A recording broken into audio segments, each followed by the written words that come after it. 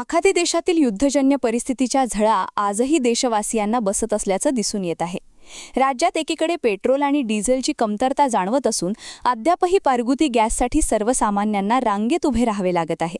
सध्या आखाती देश अमेरिका आणि इराण यांच्यात शस्त्रसंधी करण्यात आली असली तरीही गतकाळातील आणि भविष्यातील परिस्थितीमुळे देशवासियांना काही बंधने घालून पुढे जावे लागेल। या संदर्भात पंतप्रधान नरेंद्र मोदींनी आज देशवासियांना काही महत्त्वाची आवाहनं केली आहेत। त्यामध्ये वर्षभर सोनं खरेदी करू नका, पेट्रोल डिझेलचा वापर जपून करा असे आवाहन पंतप्रधानांनी केलंय। तर मुख्यमंत्री देवेंद्र फडणवीस यांनीही मोदींचे आवाहन योग्य असल्याचं म्हटलं। साथियों, हमने कोरोना के समय में वर्क फ्रॉम होम की, ऑनलाइन मीटिंग्स की, वीडियो कॉन्फ्रेंस की, ऐसी अनेक व्यवस्थाएं विकसित की और हमें आदत भी हो गई थी। आज समय की मांग ऐसी है कि उन व्यवस्थाओं को हम फिर से शुरू करें तो वो देश हित में होगा। Work from home, online conferences, virtual meetings, इनको हमें फिर से प्राथमिकता देनी है। साथियों, आज जो संकट है उसमें हमें विदेशी मुद्रा बचाने पर भी बहुत जोर देना होगा, क्योंकि दुनिया में पेट्रोल डीजल इतना ज्यादा महंगा हो गया है, पहले से कई गुना ज्यादा कीमतें बढ़ गई है। तो हम सबका दायित्व है कि पेट्रोल डीजल की खरीद पर जो विदेशी मुद्रा खर्च होती है, पेट्रोल डीजल बचाकर हमें वो मुद्रा भी बचानी है। इसके लिए हमारे छोटे छोटे प्रयास भी देश की बहुत मदद कर सकते हैं। जैसे आजकल जो विदेशों में शादियों का, विदेशों में घूमने का, विदेशों में वैकेशन पर जाने का मिडिल क्लास में कल्चर बढ़ता जा रहा है। हमें तय करना होगा कि जब ये संकट का काल है और हमारी देशभक्ति हमें ललकार रही है, तो कम से कम एक साल के लिए हमें विदेशों में जाने की बातों को टालना चाहिए। भारत में बहुत सारी जगह है, वहां हम जा सकते हैं। बहुत कुछ भारत में किया जा सकता है। इस बेटी को नीचे बिठाइए, उसे थक जाएगी। उस बेटी को बिठाइए। वो थैंक यू बेटा, थैंक यू। बैठिए, आप नीचे बैठिए। मैंने देख लिया बेटा, उसको देख लिया, अब आप बैठ जाइए। हाँ, इस छोटी बच्ची को क्यों परेशान करते हो भाई? इन बच्चों को बैठने दीजिए प्लीज। बच्चों को परेशान मत कीजिए जी। साथियों, हमें विदेशी मुद्रा बचाने के जो भी रास्ते हम लोग अपना सकते हैं, हमें बचाना होगा। साथियों, गोल्ड यानी सोने की खरीद एक और पहलू है जिसमें विदेशी मुद्रा बहुत अधिक खर्च होती है। एक जमाना था जब संकट आता था, कोई युद्ध होता था, तो लोग देश हित में सोना दान दे देते थे। आज दान की जरूरत नहीं है, लेकिन देश हित में हमको ये तय करना पड़ेगा कि साल भर तक घर में कोई भी फंक्शन हो, कोई भी कार्यक्रम हो, हम सोने के गहने नहीं खरीदेंगे, सोना नहीं खरीदेंगे। विदेशी मुद्रा बचाने के लिए हमारी देशभक्ति हमें चुनौती दे रही है और हमें इस चुनौती को स्वीकार करते हुए विदेशी मुद्रा को बचाना होगा। साथियों, ये समय एक और बड़े सबक का भी है।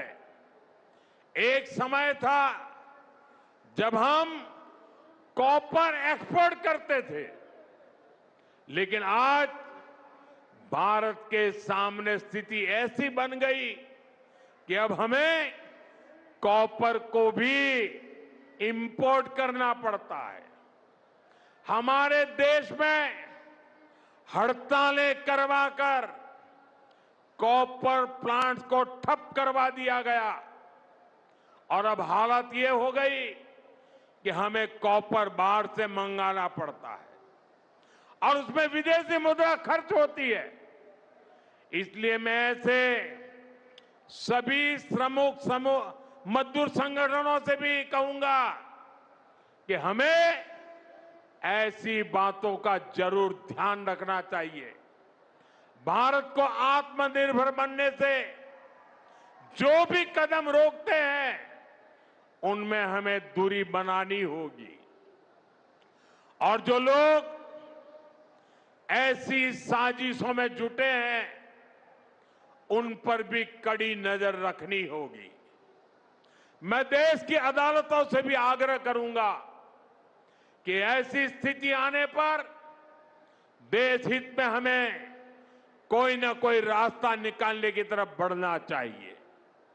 साथियों, ऐसे ही खाने के तेल का भी है। इसके आयात के लिए भी बहुत बड़ी मात्रा में हमें विदेशी मुद्रा खर्च करनी पड़ती है। हर परिवार अगर खाने के तेल में खाने का तेल का जो उपयोग करता है, अगर वो कुछ कमी करे, मैंने बार बार कहा है 10% कम करो। अगर हम तेल खाना कम करें ना, तो भी वो देशभक्ति का बहुत बड़ा काम है। आप देश सेवा में योगदान दे सकते हैं और इससे देश सेवा भी होगी और देह सेवा भी होगी। इससे देश के खजाने का स्वास्थ्य भी सुधरेगा और परिवार के हर सदस्य का स्वास्थ्य भी अच्छा रहेगा। साथियों, विदेशी मुद्रा की खपत वाला एक और सेक्टर हमारी खेती है। हम बहुत बड़ी मात्रा में बाहर से केमिकल फर्टिलाइजर इंपोर्ट करते हैं। केमिकल फर्टिलाइजर खेती के कारण हमारी धरती मां को बहुत पीड़ा हो रही है। हमारे खेत बर्बाद हो रहे हैं। अगर आज हम अपने खेत को नहीं बचाएंगे तो भविष्य में फसलों पर भी खतरा आ जाएगा। इसलिए बहुत जरूरी है कि हम केमिकल फर्टिलाइजर की खपत 25%, 30%, 40%, 50% उसको घटाए, आधी कर दें और हम उसके साथ साथ नेचुरल फार्मिंग की तरफ बढ़ें। हम फर्टिलाइजर का उपयोग कम करके विदेशी मुद्रा भी बचा सकते हैं और साथ साथ अपने खेत को बचा सकते हैं, हमारी ये धरती मां को बचा सकते हैं। और यह हमें करना ही होगा। आज वैश्विक संकटों से जो चुनौतियां आई है, हमें उन चुनौतियों को परास्त करना होगा। साथियों, भारत सरकार खेतों में डीजल पंप की जगह सोलर पंप की योजना चला रही है। हम खेतों में डीजल पंप की जगह सोलर पंप का उपयोग करने का जोर देना होगा। प्रधानमंत्री नरेंद्र मोदी यांनी सांगितलं आहे ते योग्य आहे. गरजेप्रमाणे तेल आणि गॅसचा वापर करायला हवा असे म्हणत मोदींच्या आवाहनाला प्रतिसाद देण्याची अपेक्षा मुख्यमंत्री देवेंद्र फडणवीस यांनी व्यक्त केली आहे. जगभरात अमेरिका, इस्रायल, इराण युद्धामुळे तेल आणि गॅसच्या इंधन पुरवठ्यामध्ये तुटवडा निर्माण झाला आहे. आपल्या बाजूच्या देशांमध्ये मोठ्या प्रमाणात किल्लत आहे. पाकिस्तानमध्ये 450 रुपये प्रति लिटर तेलाचे भाव झाले आहेत. मात्र आपल्या प्रधानमंत्री यांनी कुठल्याही पद्धतीने पुरवठ्यावर परिणाम होऊ दिला नाही. पण ही अडचण जर आपण समजली नाही आणि याचा उपयोग योग्य प्रमाणात नाही केला तर आपल्यालाही अडचणीचा सामना करावा लागेल. त्यामुळे पंतप्रधानांनी जे आवाहन केले त्यावर सर्व देशवासियांनी अंमलबजावणी करावी असे फडणवीसांनी म्हटले.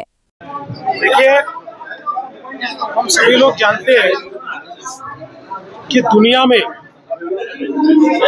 अमेरिका, इजराइल और ईरान के युद्ध के कारण तेल और गैस की कमी तैयार हुई है. हमारे बाजू के देशों में तो इसकी इतनी किल्लत है और उसके प्राइसेस भी बहुत बड़े हैं. आज ही हमने देखा पाकिस्तान में 450 रुपये प्रति लीटर ये भाव उसका हुआ है. फिर भी हमारे प्रधानमंत्री जी ने बड़े पैमाने पर अपने सप्लाई को अफेक्ट नहीं होने दिया. हमको तेल, गैस सब मिल रहा है. लेकिन अगर हम लोग इस तकलीफ को समझेंगे नहीं और इसका इस्तेमाल अगर ठीक ढंग से नहीं करेंगे तो मुझे ऐसा लगता है कि हमको भी किल्लत का सामना करना पड़ेगा. इसलिए प्रधानमंत्री जी ने जो कहा है सारे देशवासी उसके ऊपर अमल करें. क्या हुआ बहू? माँ, पाइल्स की बहुत तकलीफ हो रही है. तो तुम गुदरोग सर्जन के पास क्यों नहीं गई? देखो, जैसे हार्ट के लिए हार्ट स्पेशलिस्ट, ब्रेन के लिए ब्रेन स्पेशलिस्ट, तो पाइल्स के लिए पाइल्स स्पेशलिस्ट क्यों नहीं? स्त्री हो या पुरुष, टॉयलेट में तकलीफ केवल पाइल्स ही नहीं और भी कई प्रकार के गुदरोग तथा कैंसर भी हो सकता है. इसीलिए इसकी प्रत्यक्ष जांच जरूरी है. ठीक है माँ, पर जांच के लिए हम जाएंगे कहाँ? वही काले आयुर्वेदिक पाइल्स हॉस्पिटल में. लेकिन माँ, प्रेगनेंसी में पाइल्स की दवाइयाँ? प्रेगनेंसी में आयुर्वेदिक दवाइयाँ सुरक्षित होती है. जनहित में जारी. काड़े आयुर्वेदिक पाइल्स हॉस्पिटल, औषधि चिकित्सा तथा सर्जरी ट्रीटमेंट उपलब्ध. हमारा पता उमरेड रोड, दिघौरी बस स्टॉप के पास, नागपुर. अधिक जानकारी के लिए वेबसाइट पर जाएं kadepailshhospital.com.